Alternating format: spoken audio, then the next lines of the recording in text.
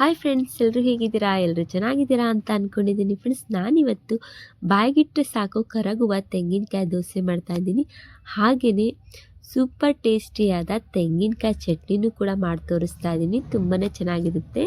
ಇದು ಹೇಗೆ ಮಾಡೋದು ಅಂತ ನೋಡ್ಕೊಂಡು ಬರೋಣ ಬನ್ನಿ.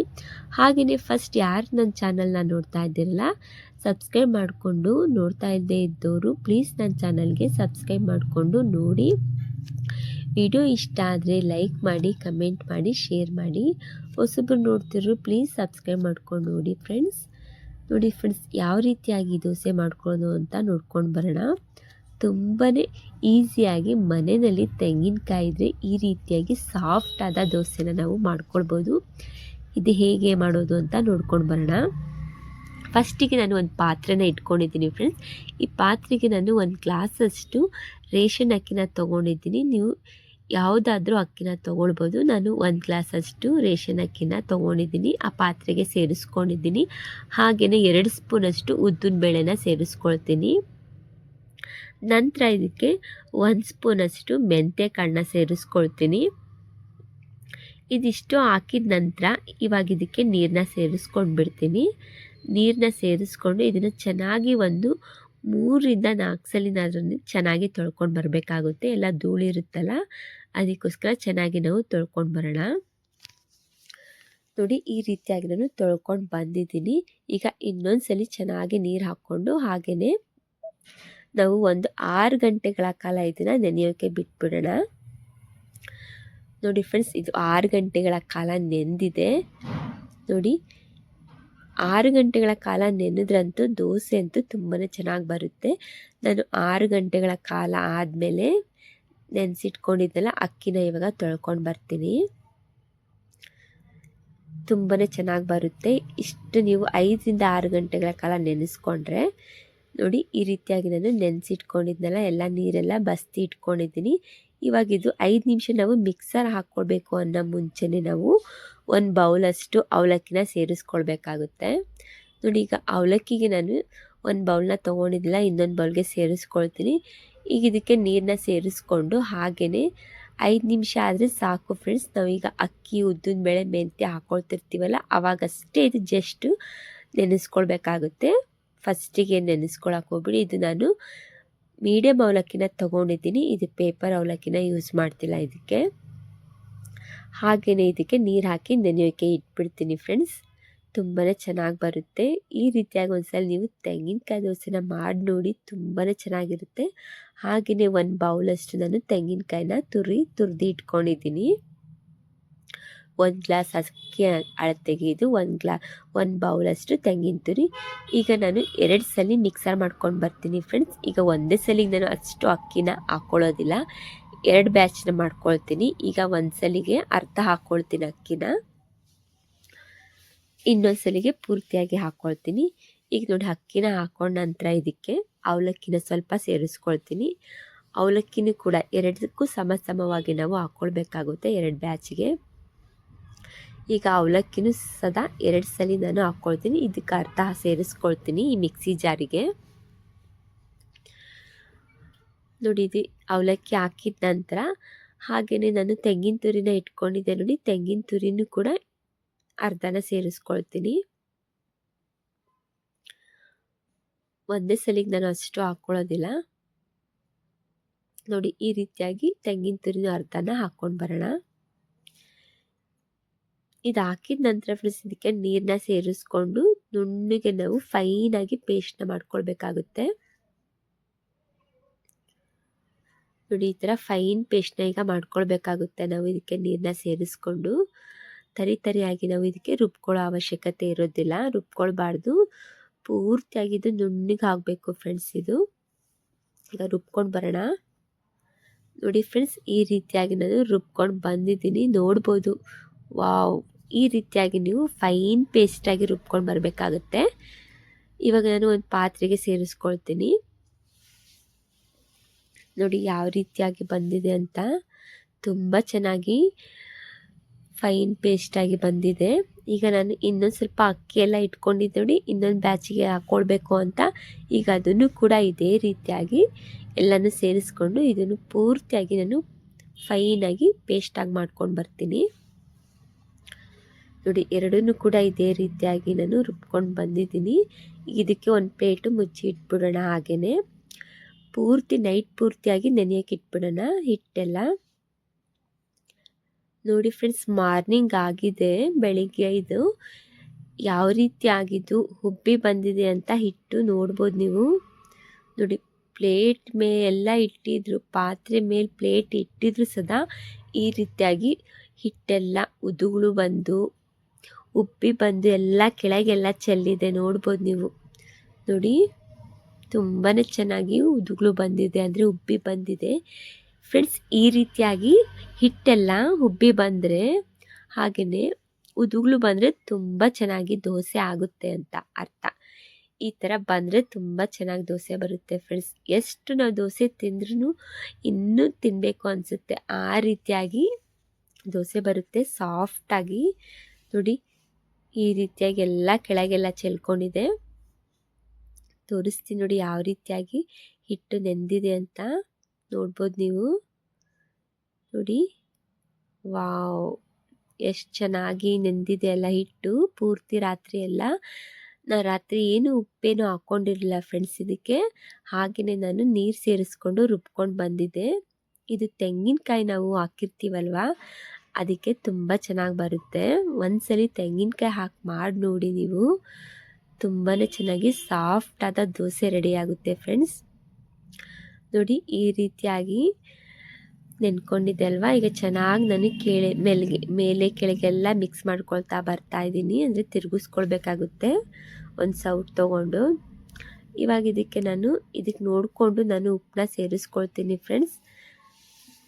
ನಾ ರಾತ್ರಿ ಉಪ್ಪು ಹಾಕ್ಕೊಂಡಿರ್ಲಿಲ್ವಲ್ಲ, ಇವಾಗ ನಾನು ಉಪ್ಪನ್ನ ಸೇರಿಸ್ಕೊಂಡು ಚೆನ್ನಾಗಿ ಅದನ್ನು ಕೂಡ ಮಿಕ್ಸ್ ಮಾಡ್ಕೊಳ್ತೀನಿ.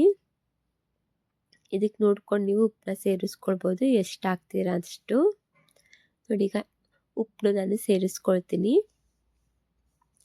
ಇವಾಗ ಒಂದ್ಸರಿ ಚೆನ್ನಾಗಿ ಮಿಕ್ಸ್ ಮಾಡ್ಕೊಂಡು ಬಿಡೋಣ. ಈ ರೀತಿಯಾಗಿ ಮಿಕ್ಸ್ ಮಾಡಿದ ನಂತರ ಇದು ಒಂದು ಪ್ಲೇಟ್ ಮುಚ್ಚಿಬಿಟ್ಟು ಹಾಗೆಯೇ ಸೈಡಿಗೆ ಇಟ್ಬಿಡೋಣ ಫ್ರೆಂಡ್ಸ್. ಇದಕ್ಕೊಂದು ಸೂಪರ್ ಟೇಸ್ಟಿಯಾದ ಚಟ್ನಿ ರೆಡಿ ಮಾಡ್ಕೊಳ್ಬೇಕಲ್ವಾ. ಬನ್ನಿ ಇವಾಗ ಚಟ್ನಿನ ರೆಡಿ ಮಾಡ್ಕೊಂಡು ಬರೋಣ. ನೋಡಿ ಫ್ರೆಂಡ್ಸ್, ಈಗ ನಾನು ಗ್ಯಾಸ್ ಮೇಲೆ ಒಂದು ಚಿಕ್ಕದೊಂದು ಕಡಾಯಿನ ಇಟ್ಕೊಂಡಿದ್ದೀನಿ, ಎಣ್ಣೆ ಹಾಕಿ ಇಟ್ಕೊಂಡಿದ್ದೀನಿ ಫ್ರೆಂಡ್ಸ್. ಇದಕ್ಕೆ ನಾನು 2 ಸ್ಪೂನಷ್ಟು ಉದ್ದಿನ ಬೇಳೆನ ಸೇರಿಸ್ಕೊಳ್ತಾ ಇದ್ದೀನಿ ಎಣ್ಣೆ ಒಳಗೆ. ಹಾಗೆಯೇ 1 ಸ್ಪೂನಷ್ಟು ನೋಡಿ ಬಿಳಿ ಎಳ್ಳನ್ನ ಸೇರಿಸ್ಕೊಳ್ತಾ ಇದ್ದೀನಿ. ಇವೆರಡನ್ನೂ ಹಾಕಿದ ನಂತರ ಇದು ಕಡಿಮೆ ಉರಿ ಇಟ್ಕೊಂಡು ನಾವು ಫ್ರೈ ಮಾಡ್ಕೊಳ್ಬೇಕಾಗುತ್ತೆ. ಜಾಸ್ತಿ ಇದನ್ನು ಉರಿ ಇಟ್ಕೊಳಕ್ಕೆ ಹೋಗ್ಬಿಡಿ, ಕಡಿಮೆ ಉರಿ ಇಟ್ಕೊಂಡು ಕೆಂಪು ಬಣ್ಣ ಬರೋ ತನಕ ಫ್ರೈ ಮಾಡ್ಕೊಳ್ಳಿ, ತುಂಬಾ ಚೆನ್ನಾಗಿರುತ್ತೆ ಫ್ರೆಂಡ್ಸ್. ಈ ರೀತಿಯಾಗಿ ನೀವು ಈ ಥರ ದೋಸೆಗೆ ನೀವು ಈ ಥರ ಚಟ್ನಿ ಮಾಡಿ ನೋಡಿ, ತುಂಬ ಚೆನ್ನಾಗಿ ಬರುತ್ತೆ. ಟೇಸ್ಟ್ ಅಂತೂ ಅಷ್ಟು ರುಚಿಯಾಗಿರುತ್ತೆ ನೋಡಿ ಫ್ರೆಂಡ್ಸ್. ಈ ಚಟ್ನಿ ಒಂದ್ಸಲ ಮಾಡ್ಕೊಂಡು ನೋಡಿ, ಎಷ್ಟು ಇಷ್ಟಪಡ್ತೀರಾ ಅಂದರೆ ತುಂಬಾ ಇಷ್ಟಪಡ್ತೀರಾ ನೋಡಿ ಫ್ರೆಂಡ್ಸ್. ಇವಾಗ 2 ನಿಮಿಷ ಆಗಿದೆ. ಇವಾಗ ಇದಕ್ಕೆ ನಾನು 5ರಿಂದ 6 ಬ್ಯಾಡಗಿ ಮೆಣಸಿನ್ಕಾಯಿನ ಸೇರಿಸ್ಕೊಳ್ತೀನಿ. ಇದನ್ನು ಕೂಡ ಚೆನ್ನಾಗಿ ಫ್ರೈ ಮಾಡ್ಕೊಳ್ತೀನಿ, ತುಂಬ ಟೇಸ್ಟ್ ಕೊಡುತ್ತೆ ಫ್ರೆಂಡ್ಸ್ ಇದು. ಇದಕ್ಕೆ ಬೆಳ್ಳುಳ್ಳಿ ಹಾಕೋ ಅವಶ್ಯಕತೆ ಇರೋದಿಲ್ಲ, ಕೊತ್ತಂಬರಿ ಸೊಪ್ಪು ಹಾಕೋಂಗಿಲ್ಲ, ಏನೂ ಇಲ್ಲ, ಅಷ್ಟು ರುಚಿಯಾಗಿ ಬರುತ್ತೆ ಈ ಚಟ್ನಿ. ಇವಾಗ ನೋಡಿ ನಾನೀಗ ಗ್ಯಾಸ್ ಆಫ್ ಮಾಡ್ಕೊಂಡಿದ್ದೀನಿ, 2 ನಿಮಿಷ ಆಗಿನೇ ಬಿಟ್ಟಿದ್ದೆ. ಈಗ ಒಂದು ಮಿಕ್ಸಿ ಜಾರ್ ಇಟ್ಕೊಂಡಿದ್ದೀನಿ. ಈ ಜಾರ್ನೊಳಗೆ ನಾನು ಒಗ್ಗರಣೆಗೆ ಇದೆಷ್ಟು ಹಾಕ್ಕೊಂಡಿದ್ದೆ ನೋಡಿ, ಉದ್ದಿನ ಬೇಳೆ, ಎಳ್ಳು ಹಾಗೆಯೇ ಬ್ಯಾಡಗಿ ಮೆಣಸಿನ್ಕಾಯಿನ ಸೇರಿಸ್ಕೊಳ್ತಾ ಇದ್ದೀನಿ ಮಿಕ್ಸಿ ಜಾರ್ಗೆ. ಹಾಗೆಯೇ ಒಂದು 4ರಿಂದ 5 ಪುದೀನ ಸೊಪ್ಪಿತ್ತು, ಅದನ್ನು ಸೇರಿಸ್ಕೊಂಡಿದ್ದೀನಿ. ಒಂದು ಬೌಲಷ್ಟು ತೆಂಗಿನ ತುರಿನ ಇಟ್ಕೊಂಡಿದ್ದೆ, ಅದನ್ನು ಸೇರಿಸ್ಕೊಳ್ತಾ ಇದ್ದೀನಿ. ತೆಂಗಿನ ತುರಿ ಸ್ವಲ್ಪ ಅಷ್ಟೇ ಇಟ್ಕೊಂಡಿದ್ದೆ. ಇದಕ್ಕೆ ಸ್ವಲ್ಪ ನೀರನ್ನ ಸೇರಿಸ್ಕೊಂಡು ಫೈನಾಗಿ ನಾನು ರುಬ್ಕೊಂಡು ಬರ್ತೀನಿ. ನೋಡಿ ಈ ರೀತಿಯಾಗಿ ನಾನು ರುಬ್ಕೊಂಡು ಬಂದಿದ್ದೀನಿ. ಇವಾಗ ನಾನು ಒಂದು ಚಿಕ್ಕದೊಂದು ಬೌಲ್ಗೆ ಸೇರಿಸ್ಕೊಳ್ತೀನಿ. ತುಂಬಾ ಚೆನ್ನಾಗಿದೆ ಫ್ರೆಂಡ್ಸ್, ಚಟ್ನಿ ಅಂತೂ ಅಷ್ಟು ರುಚಿ ಕೊಡುತ್ತೆ ನೋಡಿ. ಇದಕ್ಕೆ ಬೆಳ್ಳುಳ್ಳಿ ಇಲ್ಲ ಅಂದ್ರೂ ತುಂಬಾ ರುಚಿಯಾಗಿರುತ್ತೆ. ಈ ರೀತಿಯಾಗಿ ಮಾಡಿ ನೋಡಿ. ಇವಾಗ ಇದಕ್ಕೊಂದು ಒಗ್ಗರಣೆ ಕೊಟ್ಕೊಳ್ಳೋಣ. ಸ್ವಲ್ಪ ಎಣ್ಣೆ ಹಾಕ್ಕೊಂಡಿದ್ದೀನಿ ಅದೇ ಕಡಾಯಿಗೆ. ಆ ಕಡಾಯಿಯೊಳಗೆ ಎಣ್ಣೆ ಹಾಕಿದ್ದೆಲ್ಲ ಎಣ್ಣೆನೂ ಕದ್ದೆ, ಸಾಸಿವೆನೂ ಹಾಕ್ಕೊಂಡಿದ್ದೆ ಫ್ರೆಂಡ್ಸ್. ಸಾಸಿವೆನೂ ಚಟಪಟ ಅಂದಿದೆ. ಹಾಗೆಯೇ 1-2 ಕರಿಬೇವಿನ ಸೊಪ್ಪನ್ನ ಸೇರಿಸ್ಕೊಂಡಿದ್ದೆ. ನಂತರ 1-2 ಉದ್ದಿನ ಬೇಳೆನೂ ಸೇರಿಸ್ಕೊಂಡಿದ್ದೀನಿ. 2 ಒಣ ಮೆಣಸಿನ್ಕಾಯನ್ನು ಸೇರಿಸ್ಕೊಂಡೆ. ಈಗೆಲ್ಲ ಚೆನ್ನಾಗಿ ಒಂದೆರಡು ನಿಮಿಷ ಹಾಗೆಯೇ ಫ್ರೈ ಮಾಡ್ಕೊಳ್ತೀನಿ ಎಣ್ಣೆ ಒಳಗೇ. ತುಂಬಾ ಚೆನ್ನಾಗಿರುತ್ತೆ ನೋಡಿ. ಈಗ ಒಗ್ಗರಣೆ ಅಂತೂ ಹಾಕಿದ್ದಾಗಿದೆ. ಈಗ ಎಣ್ಣೆ ಒಳಗೆ ನಾವು ಚಟ್ನಿ ಮಾಡ್ಕೊಂಡಿದ್ವಲ್ಲ, ಈಗ ಒಗ್ಗರಣೆ ಮಾಡ್ಕೊಂಡಿದ್ದಿದ್ರೊಳಗೆ ಸೇರಿಸ್ಕೊಂಡು ಬಿಡೋಣ. ನೋಡಿ ಫ್ರೆಂಡ್ಸ್, ನಾನು ಉಪ್ಪು ಫಸ್ಟಿಗೆ ನಾನು ಇದಕ್ಕೆ ಹಾಕ್ಕೊಂಡಿರಲಿಲ್ಲ, ಆಮೇಲೆ ಹಾಕ್ಕೊಳ್ತಾ ಇದ್ದೀನಿ. ಇವಾಗ ಉಪ್ಪನ್ನ ಸೇರಿಸ್ಕೊಂಡು ಚೆನ್ನಾಗಿ ಈಗ ಮಿಕ್ಸ್ ಮಾಡ್ಕೊಳ್ಬೇಕಾಗುತ್ತೆ, ಉಪ್ಪೆಲ್ಲ ಇಟ್ಕೊಳ್ಳಿ ಅಂತ. ತುಂಬಾ ಚೆನ್ನಾಗಿ ಬಂದಿದೆ ಚಟ್ನಿ ಅಂತೂ, ಸೂಪರ್ ಅಂತಲೇ ಹೇಳ್ಬೋದು. ರುಚಿ ಅಂತೂ ಅಷ್ಟು ರುಚಿಯಾಗಿರುತ್ತೆ. ಇವಾಗ ದೋಸೆನ ರೆಡಿ ಮಾಡ್ಕೊಳ್ಳೋಣ ಬನ್ನಿ ಫ್ರೆಂಡ್ಸ್. ದೋಸೆನ ಈಗ ಹಾಕ್ಕೊಳ್ಳೋಣ. ಈಗ ನಾನು ಗ್ಯಾಸ್ ಮೇಲೆ ದೋಸೆ ಹಂಚನ್ನ ಬಿಸಿ ಮಾಡೋಕ್ಕೆ ಇಟ್ಕೊಂಡಿದ್ದೆ. ಫಸ್ಟಿಗೊಂದು ಚಿಕ್ಕದೊಂದು ದೋಸೆನ ನಾನು ಹಾಕ್ಕೊಳ್ತೀನಿ.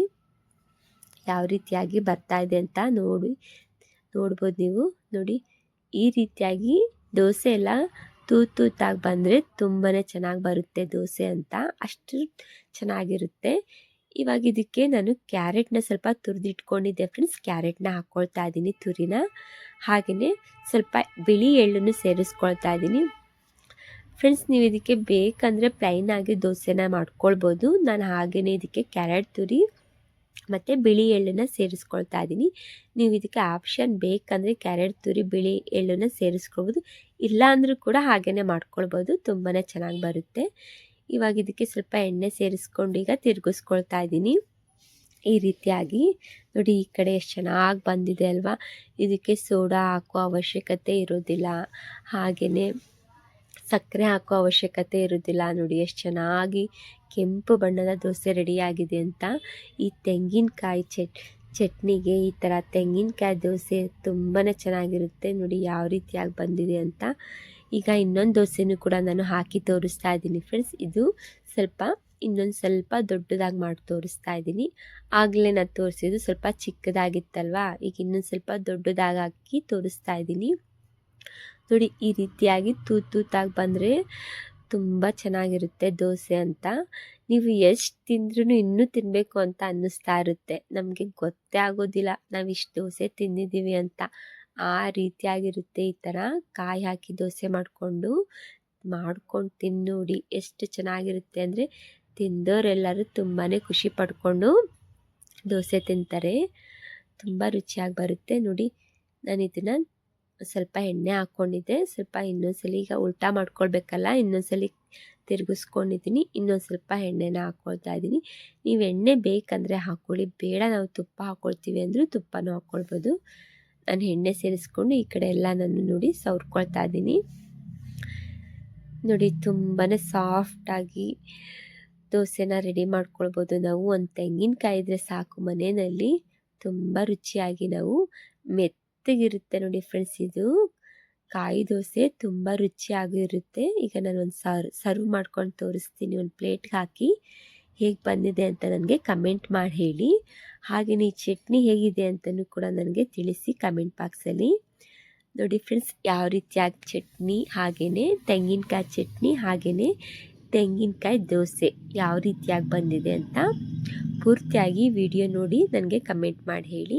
ಈ ವಿಡಿಯೋ ನಿಮಗೆ ಇಷ್ಟ ಆದರೆ ಈ ವಿಡಿಯೋಗೊಂದು ಲೈಕ್ ಮಾಡಿ. ಹಾಗೆಯೇ ಹೊಸಬ್ರು ಯಾರು ನೋಡ್ತಾ ಇದ್ದೀರಲ್ಲ, ಪ್ಲೀಸ್ ನನ್ನ ಚಾನಲ್ಗೆ ಸಬ್ಸ್ಕ್ರೈಬ್ ಮಾಡಿಕೊಂಡು ನೋಡಿ. ವಿಡಿಯೋ ಇಷ್ಟ ಆದರೆ ಲೈಕ್ ಮಾಡಿ, ಹಾಗೆ ಕಮೆಂಟ್ ಮಾಡಿ, ಶೇರ್ ಮಾಡಿ.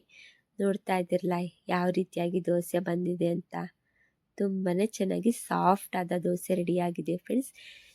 ನೋಡಿ, ಎಷ್ಟು ತೆಳುವಾಗಿ ನಾವು ಹಾಕಿದ್ರೂ ಯಾವ ರೀತಿಯಾಗಿ ಬಂದಿದೆ ಅಂತ. ಚಟ್ನಿ ಅಂತೂ ಹೇಳಂಗೆ ಇಲ್ಲ ಫ್ರೆಂಡ್ಸ್, ಅಷ್ಟು ರುಚಿಯಾಗಿ ಬಂದಿದೆ. ಒಂದ್ಸಲ ಟ್ರೈ ಮಾಡಿ ನೋಡಿ. Thank you for the watching. Okay, bye bye.